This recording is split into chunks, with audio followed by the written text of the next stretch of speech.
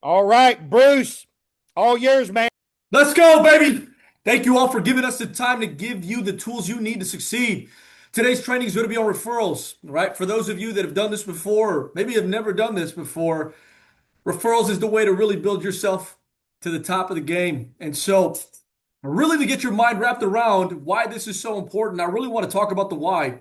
And these statistics are going to blow your mind. All right. For me, I've always been a facts guy, really taking a look at the studies of, what's been the history? What are some of the things we have found?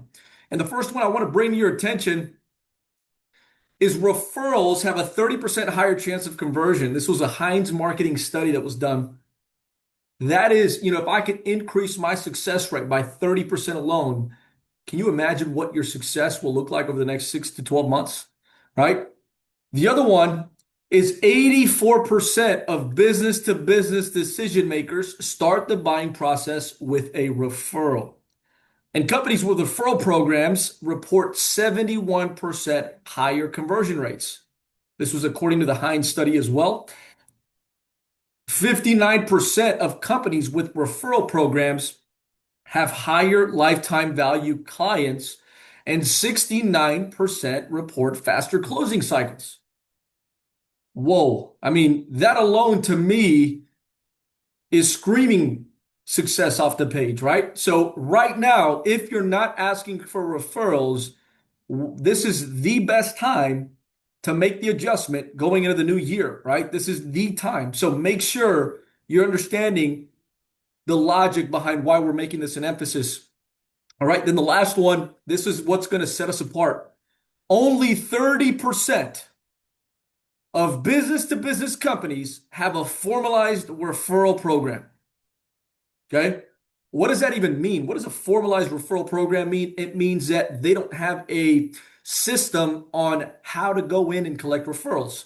And so the good news is today I'm going to be making sure that everybody's well aware of what our system is on creating referrals, right? How to make sure we're collecting them, how to make sure that, and then of course we've got a follow-up process on how we're going to be able to teach you how to walk into those referrals. So if you're looking to be better than the other 70% of our business or people that are in competition with us, collect referrals and do it now. All right. So a couple of things I want to make sure you all expect. Number one, successful referral gathering results require consistency. Okay. You can't just ask one time a week or one time a day. You've got to ask multiple times to really get the success to compound week over week, day over day, right? The other thing is referral gathering is another piece of the art, right? So we talked about following up, right? So your initial walk-in is a process. Following up is another piece of the art or the process. And then the other one is referral gathering. This is just another art. And we're going to talk about another key areas to ask, right? And then, of course, expect adversity. If you're new to referral gathering, it's going to be there. If you're an expert already, even I'm sure, like even for myself, I go in and I ask for referrals. You're not going to get referrals every time, but what beats it every time is by going in and doing it consistently. Lastly, more cash, more income flow to you and your future. So let's talk about mindset. 91% of customers say they give referrals, but only 11% of sales professionals ever ask. I mean, come on now. Only 11% of sales professionals are asking. Why? Because they're so focused on other things other than this one thing here. So you want to set yourself apart. Let's make sure that we're really changing the narrative here and collecting referrals. So a couple of places you really want to get into asking for referrals. The first one is after meeting a decision maker, right? Regardless of whether something has happened, a conversion, it doesn't matter. I'm going to be always asking when I've got a business owner. Why? Because business owners know business owners. After giving a presentation is another perfect opportunity for you to be able to ask for referrals, right? You've brought a lot of value. You've given a kick butt presentation. So why not ask for referrals at that point? You could also ask for referrals after an enrollment has been completed, right? Tons of other value that gets brought up there. So make sure you're really getting into the habits. The other one is after re-enrollment has been completed, right? Open windows for you to ask for referrals. Again, tons of value that has been generated. So the biggest thing I want to provide for you, the biggest takeaway is always be asking, right? Always be asking. There's never a bad time to ask for referrals, right? Unless, you're not asking. It's the only time. All right. So the first way I want to talk to you about is really how do you ask for referral after meeting a decision maker? right? How do you ask for a referral after you've been a decision maker? So right there, after completing a decision maker's met step process, regardless of whether the conversion took place or not, the biggest thing, right, is, let's say you did get a close, right, and you built a lot of value. You're moving, so, Brian, I'm looking forward to seeing you on, or let's say I set up an appointment for this particular one. I set an appointment.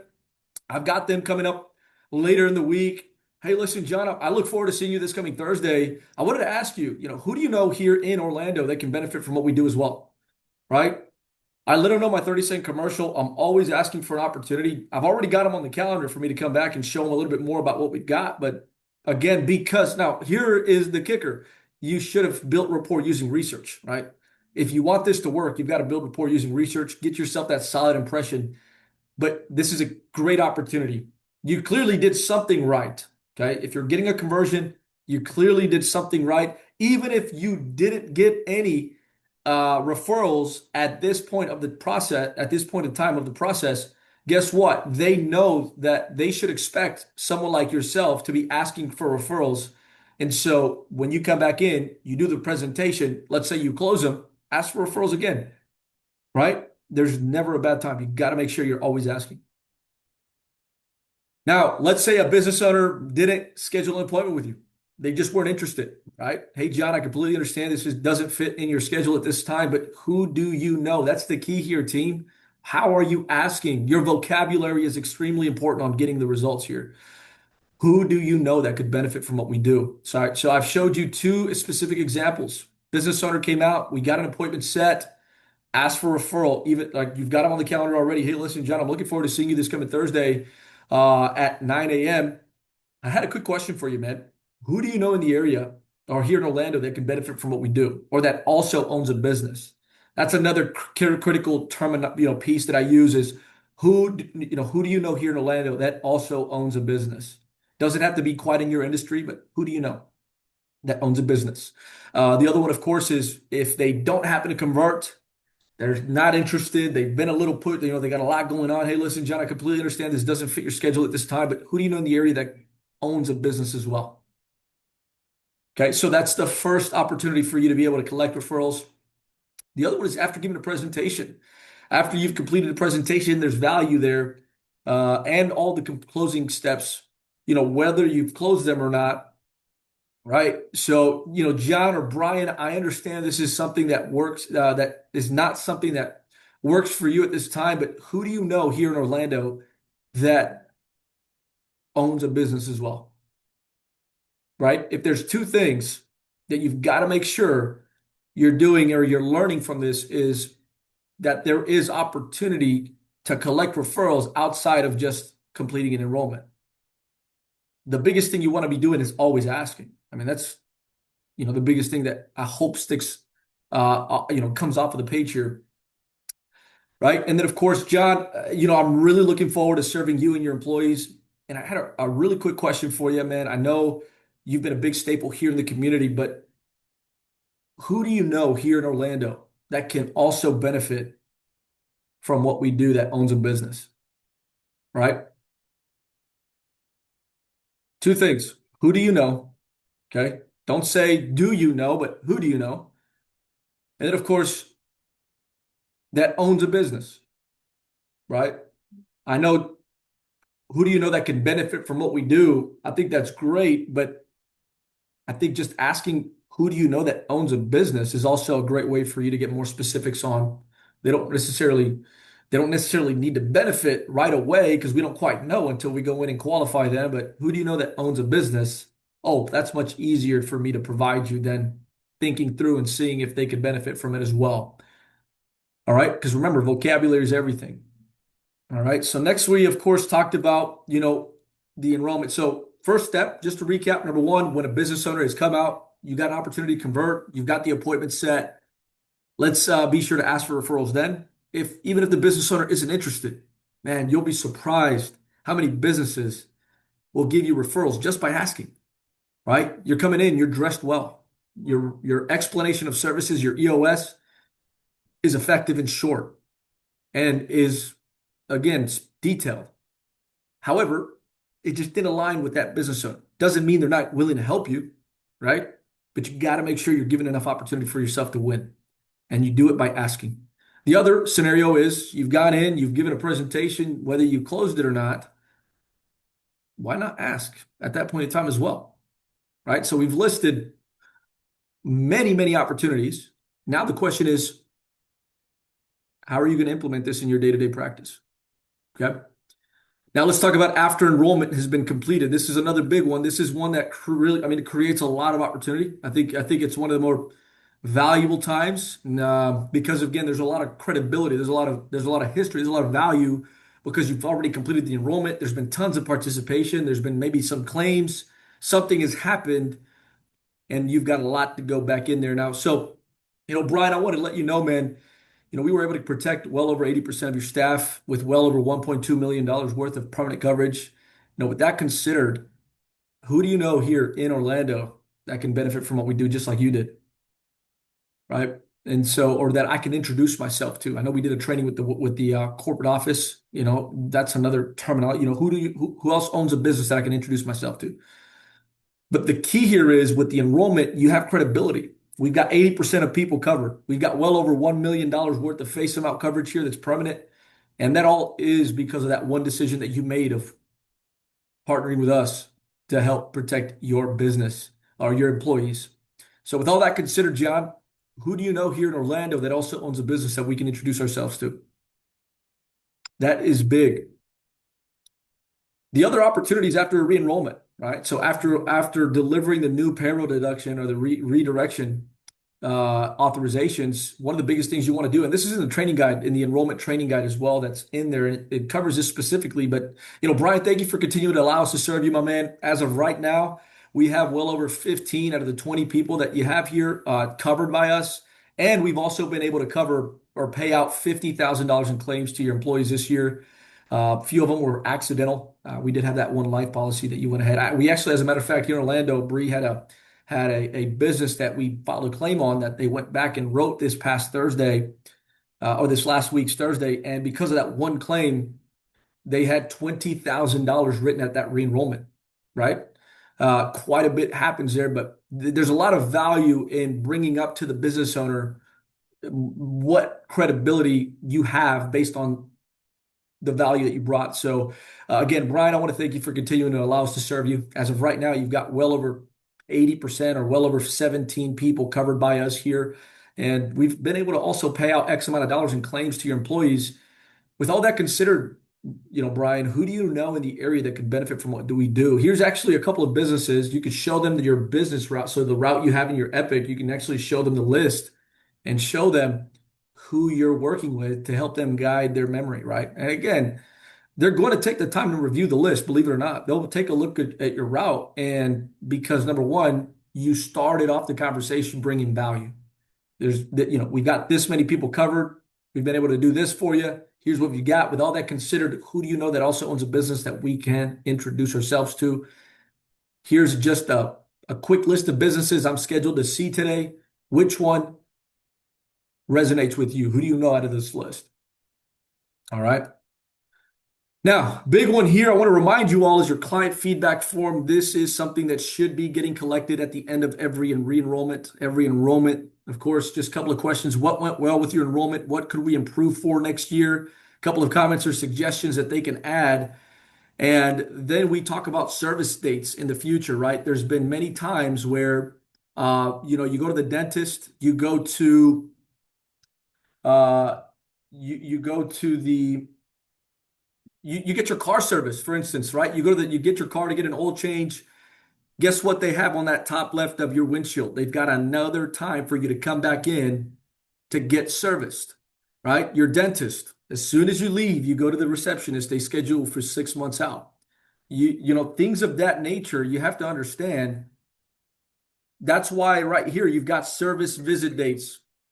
We've also got a annual enrollment date that needs to be somewhat agreed upon before we leave the business after we've enrolled it, right? Now, here's one other thing I want to remind you. Down at the bottom, referrals. What other business owners do you know that we might be able to offer the same services to, right? So for those of you that this is a great beginner, how to get into that cadence of asking for referrals, just make it your focus and commitment to, after you complete every re-enrollment or every enrollment, get one of these filled out, right? But it's in front of you to remind you to get referrals after every opportunity. So, again, just going into 2026, something to be expecting to be covered and just have some accountability on is, did I get a client feedback form filled out? Because that's going to tell us whether or not we collected referrals from these businesses that we serviced. And so, again, because here's the deal, the average re-enrollment generates about $2,100 in business. But if it got you three referrals and you closed two out of the three, now you've got well over $9,000 in potential AP from those new closes. So I turned a re-enrollment that only wrote 2,100 into a potential $10,000 business because of my asking habit when it came to referrals. All right. Now let's talk a little bit about logging a referral, just some basic refreshers on this. If you're new to the call, if you're new to this training segment, this is a great time for you to get up to speed with this. You're going to want to go to menu down below when you're looking at your mobile device. Once you click the menu button, you want to then, of course, go to leads. Once you've selected leads, it's going to prompt you to this screen. It's going to have a list of recent leads you visited. Search bar up at the top, but you're going to want to select the new option. You're going to select new. Once you've selected new, you're going to put the name of the business, first and last name that they, of course, given you. Now, again, guys, just as a reminder, if you don't have a business owner name, it's not a referral. Just telling you, by the way. I know some people, oh yeah, referral. They told me to go to 123 Towing. Make sure you're asking, right? Hey, who do you know in the area that owns a business? Oh, well, you can go check out TPIG Logistics. Okay, who would I need to speak to when I get there, right?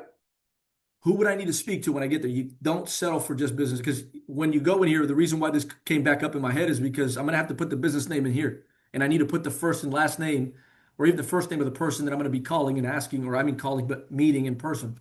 Then, of course, I've got, now the thing I want you to remember here is campaign type. What you're going to notice here is under the disposition and the follow-up status, there's a campaign type. Why is this important? Because this is where I'm making this a referral to populate in my referral layer. Okay. Then I go, of course, select business referral, which is the last option here. And then that's going to place it into my referral layer. So where do I find my referrals? In my saved layers. So you're going to want to go to your folder, your saved layers folder. Then you go into your worksite folder with all your worksite layers. You find the worksite referral leads, and that is where you remember to add these to your route. Now, again, team, this is super important. Please listen. I just went over statistics that are, again, from credible sources of what referrals can do for you, right? I mean, 84% of business or decision makers start the buying process through a referral. I can tell you right now, the last 2 weeks, every one of the conversations I've had with people in leadership of what led to their success was not only the training about making the presentation a conversation, but we found out that those have been referrals as well. So the studies are real. So here's where you find referrals. So other referral methods I want to remind you of is golden tickets, right? So for those of you that don't know what a golden ticket is, when you did a presentation, or let's say you did an enrollment, have them give you a business card, and just on the back of the business card, have the business owner write a few things, or maybe a quick one-liner that you can take to the person that they're going to, excuse me, that they're going to, and let them know, like, hey, meet with Brian. He's super sharp, right? And then, of course, put like a quick initial or quick signature down at the bottom. And then, hey, John, I wanted to come in and introduce myself. My name is Bruce. I actually spoke with so-and-so. He's actually given me this card to give you, told me that you would, of course, benefit from what we've got. It only takes a few minutes to go over. Is now a good time. All right. So the golden ticket is a strong method. Make sure that's something that you're utilizing. The business next door, right? Let's say you did a walk-in, right? And of course, you maybe close that business, okay? And you've enrolled this business. Go to the business next door. Come on. Hey,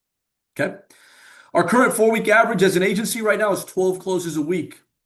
I know we got a lot of area of opportunity. That's okay. The numbers don't define us, but they do tell us what we need to work on. So we need everybody's help. So that's going to be going in, being intentional about how we're asking for referrals, how we're asking for the close, and so much more that we've trained on. So what we're looking to do is increase our percentage in closed cases, making sure we're getting that up to 25% or greater each and every week. And the goal is, the way we're going to get here is by every member closing at least 2 closes a month minimum. 2 closes a month minimum. Okay, so how are we going to do that? Some additional focus points, making it a standard that if you're working a re-enrollment, we need to make sure that you're collecting 3 referrals with a minimum of 1 referral at least collected from a business that, I mean, think about it. It's a business we've had on the books for years. They've seen claims happen. They've seen, a lot of things, and we're not getting referrals from these people. We're not, the only reason why we wouldn't be getting them is because we're not asking. So we need your help. Let's make sure we're making that a culture, right? That's the next goal. We want to create a culture around referral gathering. I know we've got a lot of things. And the thing that we're going to do, team, the 45 closes a week, we're going to do this by April 1st. We're going to do this by April 1st of this year. And we're going to go into Q2 with some solid momentum, strategy, and people being impacted at the same time. So, Brian, that's all I've got for this week's training. I'm going to pass it over to you. Yeah, thank you so much, Bruce. That was so good. Can you do me a favor? Pull your slide back up and go back to the slide where you had the scripts up. Because, guys, I want to make sure that if you're on your phone, you take a screenshot. If it's on a television, you grab your camera, take a picture of it. But Bruce had mentioned rewording some of it, which I think is so important because instead of saying, I'm looking forward to seeing you on a certain date, we had one if you schedule an appointment. We had another one for after an enrollment. Regardless of which one you use, they're basically the same thing. But, asking for a referral by asking, who do you know? Like, that's where it starts is, who do you know in the Jacksonville area? Who do you know in the Augusta area? Whatever area that you're doing the enrollment in, who do you know in the Waycross area that owns a business as well that I can introduce myself to? And instead of asking who can benefit from it, because I think, Bruce, as you were training this, you realized they don't know whether they can benefit or not. They're going to sit there and think, well, I don't know if he may already have benefits. They're going to start disqualifying. I don't want them to try to determine whether or not somebody can benefit. I just want them to refer me to somebody who owns a business. And then I can meet with them. I can do my research. I can build some rapport. I can get into a presentation because of a referral. And as Bruce said, 84% of businesses, their decision starts with a referral, 84% of the time. The other thing is you cut out 70% of your competition because only 30% of people in our industry have a systemized referral program. We're talking about cutting out 70% of your competition, increasing the opportunity by 84% because most businesses want to do business with somebody they've been referred to, and it only increases your probability of closing a case. The other thing was when Bruce had mentioned about dealing with a challenge in closing, 26 existing accounts gets 3 referrals, that's 78 referrals. You present to 33% of those, which is 26% presentation at a 51% closing rate, is 13 additional closes. Well, here's the other thing that I want to remind you of. If I get 78 referrals, remember we talked earlier about being able to get a referral from a walk-in. I'm going to walk into all 78. Guys, you can feed this machine. If my 26 existing give me 3 each, and those 78 give me 78 more. If I can get 1 referral from every business that I walk into, whether I present to them or not. Now the 13 closes gives me 3 more. Well, those 3 give me 39, plus the 1 from the 78. You see how this will continue to feed you with referrals, which will increase your closing probability. And then the last slide, Bruce, that you had that showed us getting to that 45 cases closed per week. Well, right here where he says each member, each person closes 2 cases a month minimum. Guys, we've been talking and talking and talking about closing a case a week, a minimum of 2 a month. This is just putting pressure on the process. Control the activity, which we've already been looking at the activity. We could easily, based on current activity numbers, double the activity by controlling the controllable. I can control how many businesses I walk into. If I double my activity, my 12 goes to 24 immediately. But then by grabbing the referrals, that's going to increase about another 30%. My 24 is going to go to over 30. And then by putting pressure on the process, by increasing my number of DMs met, by increasing my number of conversions, by increasing my number of presentations, and by increasing the percentage of cases closed, by putting pressure on the process, I'm going to see another increase. 2 per week per person is well within our reach. And that would actually, guys, that'll get us over 50 a week. But we're talking about setting a 4-week average goal of 45 in the next 3 months. Control the controllables. That's the activity. Put pressure on the process. That's polishing our skill set. And following this training, which is getting the referrals, which will give you another 30+% increase in productivity. Besides that, I got Ryan, hold on. Yep. I did do some math here, right? So we talked about 45 closed cases a week. Imagine getting to this. I'm just giving you all some math to understand how much growth this is going to lead to. And this is why I believe in this team. I mean, we believe in this team. We've got a lot of talent, right? So imagine that would be 2,400 closes, well over 2,400 closes a week. And let's say we enroll 70% of them. That's 1,638 total enrollments. With the average of $4,800 per new closed case we get, that's $7.8 million additional additional in 2026. I mean, that Yeah. again, right now we're right over that $6 million mark. So can you imagine? I mean, we're talking $13 million a team. There hasn't been an agency yet that has wrote $13 million, and we believe that this is the agency to do it. Yeah, we have it for sure, Bruce.